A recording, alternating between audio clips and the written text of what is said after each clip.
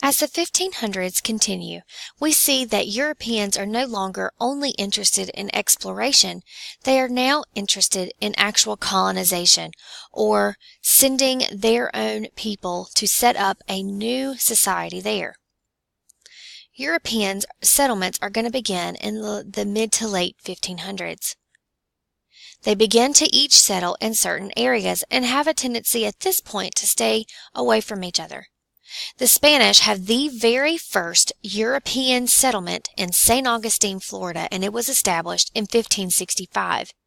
Remember, you're going to distinguish this one because it's the first European settlement. The Spanish tend to stay in the Southwest, in Florida, and in Texas, what is now present-day Florida and Texas. Many of these initial Spanish settlements were more set up for religious purposes and Spanish missions or Catholic bases for missionaries, and that's what you see here in St. Augustine. So remember, this is the first permanent settlement in the New World, and it was the first European settlement. The French stuck mainly in Canada and along the Mississippi River, but that also makes sense because they were mainly interested in fur trading as opposed to setting up permanent residence. This also will have a big impact on their relationship with Native Americans during this time period. The Dutch settle around New York, and the English settle along the East Coast. The very first English attempt at settlement was in Roanoke, North Carolina. We call this the first attempt because this was not a successful colony.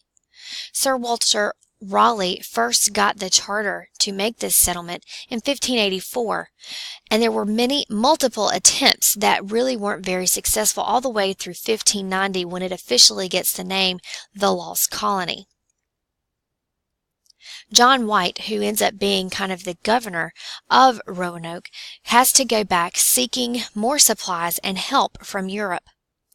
Due to various circumstances, he is stranded in Europe for 3 years before he can finally return to his settlement in Roanoke. He had even left behind Virginia Dare, who was his granddaughter and the first English child born in North America.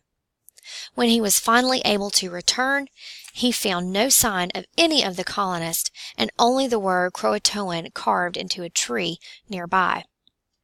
This is very curious in that he was not able to really launch a full-scale search for them and had to just leave. So to this day, we're really not sure exactly what happened to those colonists in Roanoke. But again, this settlement was a failure and did not make it. We'll talk later about the first successful English attempt at colonization.